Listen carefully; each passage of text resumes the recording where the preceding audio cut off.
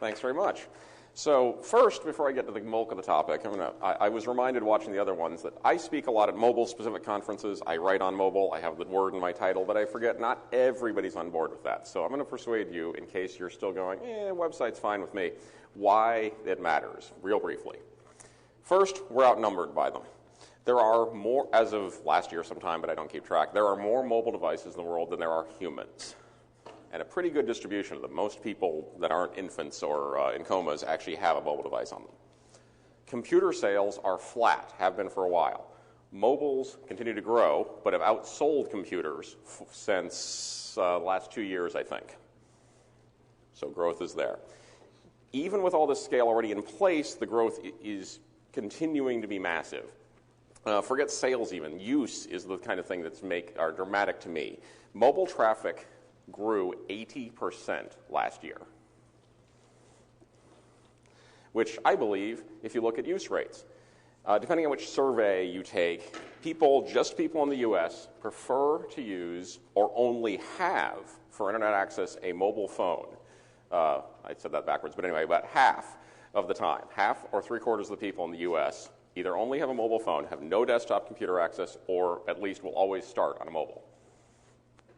You won't be surprised to find that rates like that are over 90% in places like Kenya, where there's much poorer infrastructure.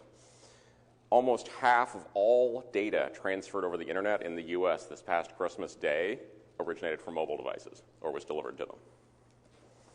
So we're clearly in a design for mobile devices, adaptively, not only those, designed for everything, as you always do, but you need to expand your reach and definitely address mobile handsets and tablets. So, since you're doing that, what we used to know about touch, because that's the key interface for it, was what we were told through toolkits and IDEs and stuff. Things like Apple said, 44 pixel touch target, and you're fine. No problems there. That was based on certain conveniences for Apple, and less so on people. It has to do with the pixel sizes, the screen state at the time. It's not really based on a real-world number. I actually am not sure where Apple came up with it, but we can trace where some of the other values came from for other OEMs, and they're not necessarily based on current data and so forth. Now, we do have more information. We know how to design for people, for hands, fingers, and thumbs. And we know this because we have an enormous amount of data. I, myself, did 1,333 observations of people walking around in public carrying devices. So we don't surmise how people carry phones. We know that. For a bunch of the touch research I'll show you in a bit, I reviewed 19 good, serious academic studies, including one with, I would like to read it, 91,731 users and over 100 million touch events recorded. And I'm going to give you a little preview in a little while here when I get down to the slides with the little charts there. They're sort of secret, so don't tell anybody. Don't worry about the video, but don't tell anybody. In a few months, I'll be coming out with another research report where we have another 600 or 700 observations of how people use phablets, small tablets, and big tablets. Big means like iPad. So hopefully they won't release a bigger iPad and mess up my naming terms there. So we have lots and lots of data on this stuff, and there's no outliers, is what I keep kind of saying. Everything flows beautifully. It fits in a nice model. We're starting to get a really good understanding of things. One of them is we know people hold phones in multiple ways. We know we can't assume that everybody, first of all, not everybody owns an iPhone, not everybody owns any one device. They don't all hold their phone in the right and proper way, which is one-handed with your thumb, and then the little sweep ranges work. You can kind of surmise it. They shift their grip. They add another hand to the phone to reach, or when they're walking around and worry about stumbling over whatever this is right here. They cradle the device for additional reach. That thing, the video on the left, Luke Wroblewski shot on an airplane. I do lots of observations, but I'm a little worried about taking pictures of people on airplanes like that, so I don't have a good video myself of it. But that's typical of the kind of use you see people doing, shifting their grip as they need to for certain behaviors. And the more I watch people, the more I make these observations myself, the more I'm amazed at how variable the interactions are. How they change hand position, how they touch the screen in different ways. depending on not just on the device, but on the interaction they're trying to get out of the device. This is, in fact, my video. This is from some other research that I'll be publishing in a few weeks. Not really research, just interviews of teens using devices. And so hopefully we get some more data on that kind of stuff too. But you saw it was thumb sweeps and sideways sweeps and then finger scroll. Who scrolls with their finger? Come on. People do, though. Phablets. Okay, who does that? Who does not know what I mean when I say phablet or assumes I'm, okay, not many, but there you go. It's a portmanteau, as they call it, of tablet and phone tablet. It means, I don't actually have one here, but those big phones that you see, the Galaxy Note and similar devices. Phablets are used a little more when sitting down than phones. And tablets are used a lot in stands and set down on tables. Large tablets, like especially the 10-inch iPad, but looking around here, I'm starting to see some of the minis, are used about a quarter of the time with a physical keyboard. Meaning by which we mean, based on the observations, about a quarter of the interactions observed in our research are not touching the screen at all. It's not functionally a touch device. It's a keyboard-based device. People use the arrow keys to go up, down, and type on it. And when you get to the big tablets, about 10%, these are very rough numbers because I'm still doing the math, but about 10% are with pen styluses. And remember, they don't come with a stylus. No important tablet comes with one. That's a lot of users going out of their way to buy these devices and add them on. Meaning they really care. If you don't support the keyboard, they're going to be angry at you because they went out of their way to buy a keyboard and bolt it onto their device. As devices get larger, in general, they're used less and less in the hand. This is some of that research I was talking about. And the smaller the devices, the more it is used on the move. Now, on the move doesn't mean the traditional old-timey context of we must make sure stuff works on mobile phones for all the disadvantaged people who ride the bus to work. On the move can simply mean that you don't take the time to go over to a counter to play with the tablet or sit down on a workstation and use your computer. It means you can stand in the hallway at work or while you're cooking or when the kids are bugging you, you just whip out the phone and you do stuff, or the small tablet, and you do stuff wherever you are. I don't have a great term for it, so if somebody gets me something better than on the go, then tell me about that, and I'll start using that term. We know that people are more accurate at the middle of the screen, and this is pretty much any screen size within the domain of the research that's come across. They also subconsciously know this, so are more confident at the center, meaning they'll slow down to tap the inaccurate corners and edges. This data, if you're wondering what you're looking at, because it's nerd data, this is from that study of 120 million or whatever touch interactions. This is some of it aggregated out for a few of the handsets used. Black is higher accuracy. There was a target, and if they hit within whatever, I don't remember the range, is like cut off the scale, or I guess it's on the right there. But white means highly inaccurate based on the scale used. Black means highly accurate. So from this, we know how accurate they are by area of the device. We can do things with that. First of all, we know it has nothing to do with finger size. We've known this for a while. If you look at some old research, some old guidelines from ANSI guidelines and stuff, you'll find it talks about finger size. That is irrelevant to the technology we're talking about here. I won't get into that, but just trust me. There are older technologies that mattered a lot what you were using to touch with. These don't. Now we can design and check our designs with a little more information than just 44 pixel cadence. So there's 4 things I reviewed there that we're going to go over. First one is the visible target. And this is a different thing. We've all been dealing with text sizes and so forth forever, but in this context I'm kind of restricting it to dealing with touch still, that you have to know a target's there in order to use it. As much as no affordance interfaces and secret gestures are still, sadly, years on, a trendy way to add delight to your interface, making sure your simple actions just work is a much more sure bet and a good way to start, even if you want to do some other fun secret things later. So visual targets have to attract the eye, be drawn so the user understands that they're actionable elements, be readable so the user understands what action they're going to perform, and be large and clear enough the user is confident that he can easily tap them. Okay, a word on size, because I'm going to give you size numbers are going to be flowing out of this as we proceed through the thing. People, as I said, use different devices in different ways. Tablets are held further from the eyeball than handsets, and the smaller handsets are generally held closer. Just they are. We can talk about, surmise why, but they are. So, absolute sizes don't work for this kind of stuff. What matters is angular resolution, which is calculated based on the distance that we're talking about there. This, if you're all like, gasping, but as I've seen people do that, is actually the simplified version of the formula. To get to the 3,438 number, you need to know stuff about the properties of light and how big the rods and cones in your eye are. So we cheated and given you that part already.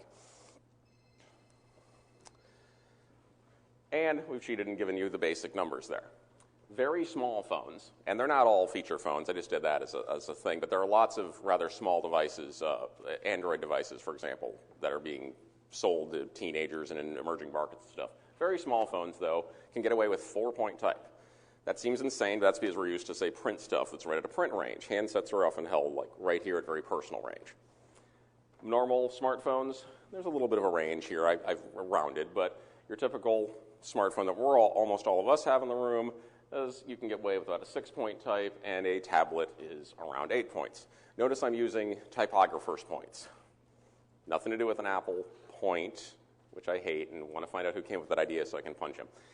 This has a term. It's a physical size, so figure out what the conversion ratio is to iOS points or DPs or pixels on the resolution you're dealing with. Because we're talking about humans, so we're talking about physical sizes here. So you can convert, or I think somewhere I have an article where I convert them for you. If not, ask me. These are minimum sizes. They're not death minimums, but they're pretty close. Don't go below those, but if you have room to fit stuff in the interface, or you have a hierarchy to communicate, use larger sizes.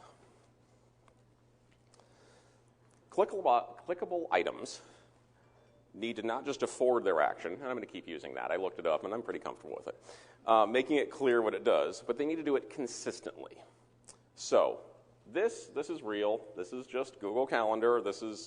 I took this picture a couple months ago, but they haven't changed the UI, so you can do this right now. Somebody tell me why my calendar name, attendance, and the participants are selectable rows, like you'd expect for a typical Android app you build, but the location is a text link inside the row.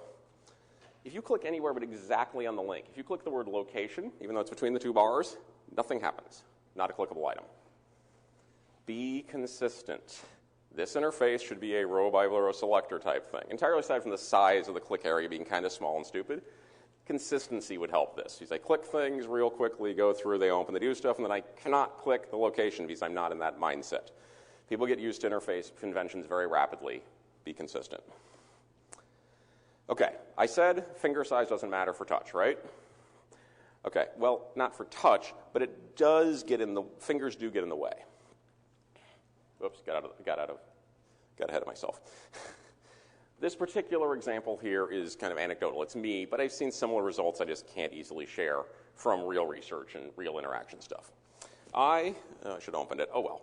When I updated the new Twitter, it turned out I did this like within the last 2 weeks. Somehow mine hadn't auto-updated. Everybody was staring at me at one conference, and why is your Twitter so weird? Oh, what are you talking about? And when I updated the new one quite recently, I kept hitting the... wherever it is. Anyway, the thing at the top, that plus icon, there's a plus person, and it means, I don't know, it does something obscure that I never actually wanted to do. And that's because my thumb is covering the bottom of the screen.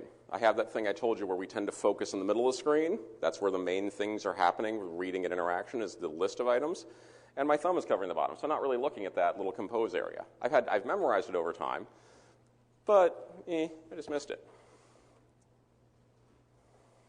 There. Watching this kind of behavior makes me generally abide by an overly simplistic rule of try not to put anything that needs to be read below the target. Of course, like I said, that's overly simplified. What I mean is nothing below the target that's about the target. So even though everybody hates carousels, we'll use that as an example. Say you have a little sideways swiping carousel. The typical way we've always done it is your typical way of laying out pictures. A picture or icon label below it. No, you can't do that because now nobody can read the label because their finger is on top, is covering the label always, 100% of the time. Or don't do it if something is updated below where you're clicking based on that input. You have a little slider, and then you dynamically show the number of results. But the slidey thing is at the top of the screen. Nobody can see the cool dynamicism you did. Like, literally not worth coding that way. Normally, now, like I said, there are lots of places this isn't true. This isn't an absolute rule. It's not like everything below is worse than everything above. But think about what you're clicking on and what's going to happen on the screen. Usually, the solution's real simple. You just flip things vertically. Put labels above the clicky item. Make them a little bigger so people can see around the edges and can tell that they're clicking on something. I believe that's a Norman standard, but I'm not sure, that you have to make the button, say, big enough that you can tell when it becomes a highlight state that you've clicked it. If it's too small, if it's otherwise fine to click on, if it follows all the other guidelines, but it's too small to see around your finger, then it's still too small because you can't tell you hit it. You're not confident in your success of stuff. Okay. I keep dancing on that. We're getting there. There's several steps here. Touch targets. Let's get to the sizes there.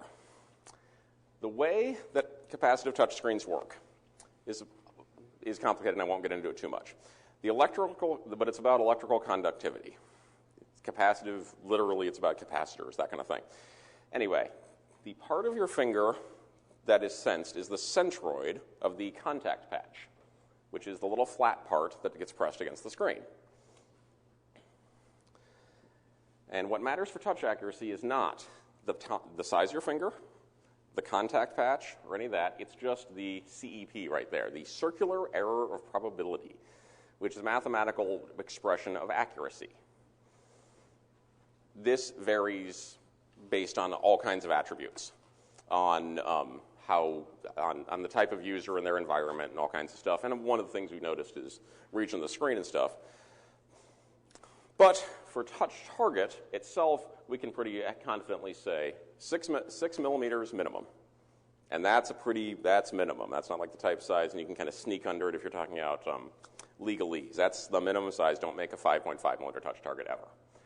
8 millimeters if you possibly can for normal stuff, and then this is the usual, goes up. I really like 10 mil. I used to say 8 and 10 millimeter but I'm trusting you guys now. So 10 millimeter if you know they're in sort of an active environment or you're talking about a population that has neuromuscular issues, not catastrophic ones, just slight ones, aged populations and so forth. Give enough room for this. Make sure small targets also have padding around them when they can. If you have a button kind of in the middle of an area, make it bigger. It doesn't mean you have to make the button literally bigger. It means to make the clicky area bigger. It can be invisible. Clicky areas can be bigger than visible targets. Okay, touch targets are pretty easy. The biggest issue, where I got a lot of the research from and where I've changed the paradigm of this stuff, is interference. What we're really worried about most of the time when you're talking out and making your touch targets work well, when you're watching failures when you do a usability study, or even the analytics, is interference, which is just about avoiding accidental clicks by basically having enough space between the clickable items. You can't, because if you look up some of their guidelines, you'll start seeing hints of this. Microsoft does, or at least Nokia, I can't remember which one, has some of them where they give it in the space between the targets. Can't really do that because the targets, the buttons and icons you do are too variable in size, and because of the way that we measure accuracy. You have to do it on what's called on center, which is an old school engineering machinist type thing. You take a target checker thing like this digital one I have here, which is just a little shape in Photoshop you move around. You center it over where people are going to click, usually the center of the button, but it can be other stuff like the center of the words, because people tend to focus on centers of things. So if you have a label, they're not going to go to the center of the whole row, they're going to the center of the word, usually. And then anything inside the circle, and that one is, I think, the middle one's 6 millimeter, the outer one is 8 millimeter. That's those same guidelines. Sorry, that's something else. Anyway, there are 2 guidelines I have for these, so whatever. The sizes. Anything out inside the circle there that's also clickable can sometimes be clicked by accident. You can see the rows are right at the edge of that. The tabs are very typical of tabs. The tabs are big enough to be touch targets, but they're too close to other things, so you're going to get interference. You'll try to hit, I have no idea what the right tab is, and sometimes you'll compose a new message.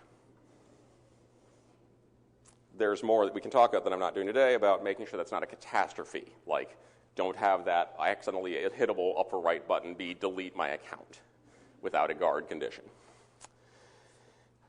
You notice I didn't jump over like I did for touch sizes to a little quick thing, and here it is. It's 10 millimeters for interference. That's what because it's not that simple.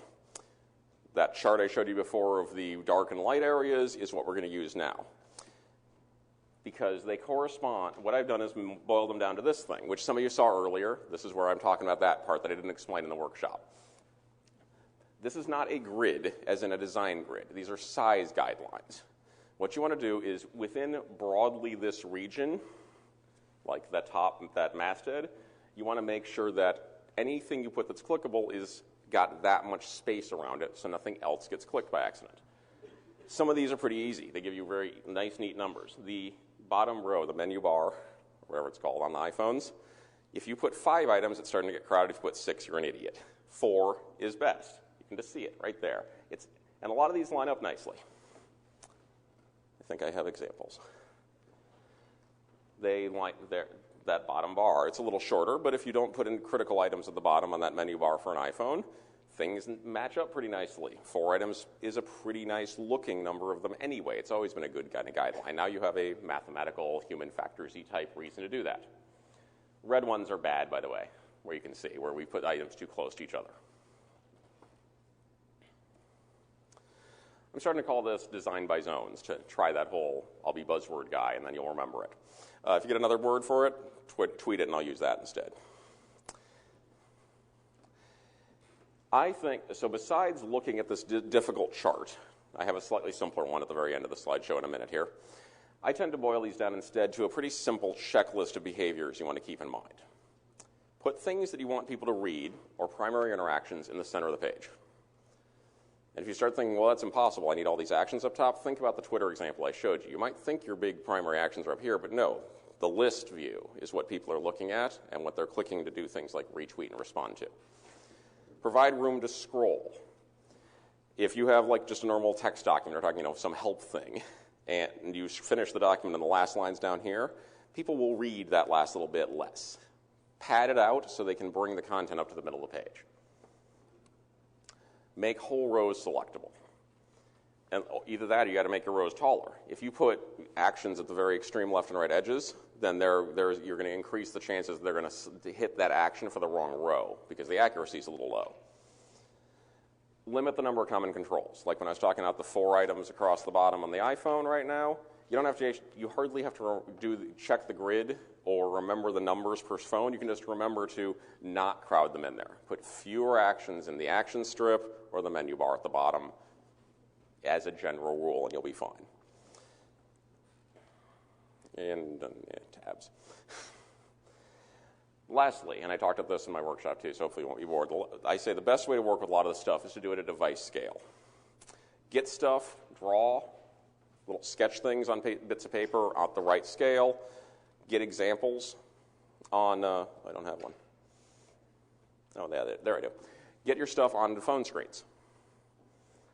You can you can take screenshots and put it on the screen. You can use some of the various prototyping tools that are around. I meant to pull one of those out, but you can look at it later. The little orange thing is a circle template thing I printed out that's got the sizes that we need to check for a bunch of this. It allows you to check at scale, so you don't have to do as much math. You don't necessarily have to figure out, wait, how many pixels are in my thing when I'm in Photoshop. You can just put it on the phone screen and do a little quick check and go, oh, that looks readable, or use a type scale, or this thing that I've got, and go, oh, that type seems small. Yup, it's only 6 point, and I'm on a tablet. I better make it bigger. You can do quick and dirty checking. We have detailed guidelines, but you can do quicker checking and not bog yourself down and making sure you've done everything right. And here we go. You can boil it all down into all the stuff I've told you into about these 4 things, which is a little dark, but this is all downloadable. So hopefully you have it later. Visible targets. Is the text readable? Do the actions communicate whatever behavior they actually have? Fingers. Do they obscure important information? Do they cover so much of your button that the user can't tell if they clicked it or not? Touch target sizes. Make sure you meet the basic, whatever they are, 6 and 8 millimeter sizes. Provide as much extra room as you can around them, within reason. And design by zones. To avoid interference, make sure there's enough space between targets, and pick that space based on where they are in the viewport. Try to put key stuff to read or click in the center. Make edge stuff that you have to put there bigger. And if you want to discuss any more, just ask me. In fact, I think we have a little bit of time right now, don't we? I don't see whoever has the microphone, though. There. Well, we're getting a microphone to you, so we don't have to do the whole yell and repeat questions thing. While he's getting you that, I mean, ask me in any channel you want. I have all the information there. You can try to corner me in the rest of the day. You can send me messages through whatever way you want. I have already, besides having a bunch of the links in this deck, which will be shared in its final form through the Convey website, the thing that Joe sent out earlier. It has links to get a lot more data there, but I also tweeted the long, boring versions of all the articles a few minutes right before I started this thing, so there's lots of data. If you need anything, I can share with you all kinds of stuff, except for the stuff I can't share yet.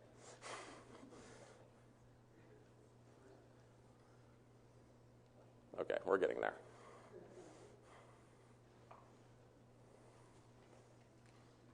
Thank you for sharing. Thank you for sharing all this with us. It's really good. I just have a question regarding the examples that you shared, which is mainly for phone, and the rule about the template that you put together. It was actually also for phone. Are we applying the same thing also for like the screen size, bigger than phone? And also, if you can elaborate more on when you design for mobile, do you go large, medium, small kind of thing, or do you really do different approach? So you mean picking device scales, when I get to the detailed design phase, do I do one and let it all scale, or pick a few sizes? Right. So in other words, if your company doesn't really support all those devices, what would be the best way to approach it? I have to say, as a UX practitioner, it depends. And it actually does. You will usually pick a small range of things that we're going to design for, but it depends very much on who the audience is and to a certain degree what technical capabilities are. Lately, I'm tending to do fairly major classes only, so I'll do smartphone and then tablet and nothing in between. I don't do multiple sizes of smartphone, and we're using the principles of fluidity, let's say, or responsiveness, or whatever makes you happy, to do a bunch of specifying in physical sizes and say that the type will, or at least repeatable sizes, like DPs, if we're talking Android, because we're talking many device sizes, or SPs, I guess, for type. And so we know that the type will always be a readable size, and then we let more stuff appear on a line if you have a larger phone, for example. We don't do a special design much anymore for different phone classes. Among other things, there's distribution issues. You have that much more difficulty if you're going to make multiple websites. If it's an app, we're not going to make multiple UIs inside a single APK file that we're going to send out, so that large phones get a different one. And if you go crazy and do, say, multi-column layout, so when you have a small tablet, or you tab between it, so you can get more data, maybe you turn even a phablet sideways and you get a 2-column view, you can usually make that actually part of the same interface. You just never see the multiple columns when you get below a certain size. It isn't that it jumps, it doesn't switch to a new UI entirely, it's simply an inapplicable part of the UI, and you do it all based on rules and percentages and pixels and stuff like that, but it's actually one design for as much as possible. Steve, back here. So, there you are. So I noticed that a lot of your examples were holding the phone in a portrait landscape, in a portrait mode, but what about landscape? Do you have studies on the amount of people who use it in landscape and the same sort of zonal design guidelines for when you use a phone in landscape? Yeah, there are fewer I don't remember the number off the top of my head because it's a relatively small number, so I just forget what it is. But fairly few people use at least handset-sized devices in landscape. And again, can't remember. There's more people use tablets in landscape, but it depends on the device we're talking about. So like large tablets, or actually I guess all tablets, are used much more in landscape than portrait. It's the other way around. The zone thing, we don't have hugely great data on the other orientation, but because of the way that it's based on physiology, and I tend to believe, and it doesn't seem to vary based on screen size, well, within reason at least, I'm tending to assume that it applies equally when you flip the phone sideways. And therefore, we don't need to change the size. You can just design in portrait. When you flip it sideways, you have your same bars and call it good. As we progress, this is the kind of thing that I'd love to stick on a Post-it note on a wall somewhere, and we pursue it. We confirm this is true with an actual product in the wild. Build one and then check to make sure that we have the reduction in error rates from clicking that we expected, for example. But it's not robustly investigated, I'll admit. Where's the mic? No, not everybody can hear you. So. I can hear you, but that doesn't count. I was just wondering if you test or you play with the new iPhone, the new page Facebook application, the new one. Yes. So my question is like, if this application succeeds and everybody likes it and everybody uses it, do you think that the way that we handle now mobiles and applications is going to change because they are adding new type of gestures, new type of features? So do you think that it's going to change the way that now we use the handles devices like mobiles? Complicated answer. Let's try that. For starters, my cynical version is that the market is controlled by a relatively small number of people. I don't mean like a cabal of people in a castle somewhere wearing capes. I mean a relatively small number of people do select which handsets we get, and that appears to mean that we get all shiny things that are too thin and have no battery. But also a relatively small number of people make decisions about what apps we build and what direction they're going relative to the overall population. So that's where we get trends and stuff from, more than true market pressures of people picking it. If there's no other choice, then that's what you get. So I'm continuing to see things like that. That's largely driven by hidden gestures that you have to discover, and that aren't driven by a multi-billion-dollar marketing campaign like when Apple releases a new OS and tells you what the system does, and now you know that. So it kind of worries me in that regard. It's basically, I think it's still buzzworthy. I'm reserving judgment on a lot of that stuff because I'm not sure how good it's going to go. I would tend to say the Facebook Home had at least as much buzz, even this far into being launched. And does anybody hear anything about that or use that anymore? So wait a month and we'll find out if that has any impact. And last thought on that one too is it's part of a trend. Forget the interaction. The interface is part of a trend that's possibly bad for journalistic integrity, things like that, effectively, where it's so photo-based, it means that all non-photo stuff is degraded in importance. It's down there. You notice there's a little teeny feed, but the big photo is what's attracting your eye. And if we do lock onto those, we're going to change the way that we're consuming information in a more fundamental way than I think a lot of people are conscious of, than I think even Facebook is conscious of. They're doing it, it's pretty, but I'm not sure they're aware what that's going to mean for what the content does. There's still time. Come on, somebody else must have something. Yay. Okay, just because you wanted more questions. I'll take difficult ones. I have more slides past this if you want difficult ones. It's a little goofball. So I've noticed, originally, years and years ago when the internet was new, you might have pages where everything just scrolled because you didn't have a whole lot of things very densely on the page. And then we went to where everything was really, really dense. And now we seem to be moving towards this really spread out, sparse, big movement. And I guess my question is where do you see that going? Do you see this, we're going to have all these spread out things continue, kind of like Etsy and Pinterest now? You get 9 results to a page practically. Or do you see us kind of moving back towards maybe people want more on their screen? Well, for starters, where do you go? Yeah. I'm sorry, trends are, predictions and trends are the next segment. You have to wait for that. But in fact, some of this is not as true as it appears to be. There's an airy feel, but some of the more successful ones, I think, are being clever about the way that they're making information presented. So they're using techniques to make more information appear than be available to you than actually appears to be. Some of it's, I think, going to be solved with market pressure stuff. That there are some people who copied, I can't remember who it is now, but I remember 2 cases that I saw who copied the App Store on the handset style of, oh, well, it's time to go back to side scrollers with only one thing visible at a time. And they had apparently huge drop-offs in actual browsing and purchasing and went, well, that was a mistake. And they've gone back to more information on the screens, or at least more obviousness so you know to scroll through the stuff. So some of those, like I said, we solved by people using the data. They're not just going to do, if a trend impacts the bottom line, you will see the bottom line went out a lot of times, and therefore things will get better for that. Otherwise, I tend to think it's a trend. It's things like low contrast displays can be changed to more readable ones in a heartbeat. That you just have an app update, and that now all the type colors have changed and everything's fixed, and so they can follow the trends without massive changes in the structure. Real predictions, don't know.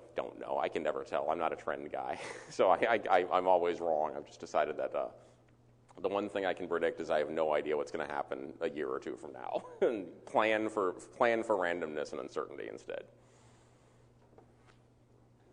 Unless there's another question, let Joe take over. All right. Thank you, Steve. Thanks very much.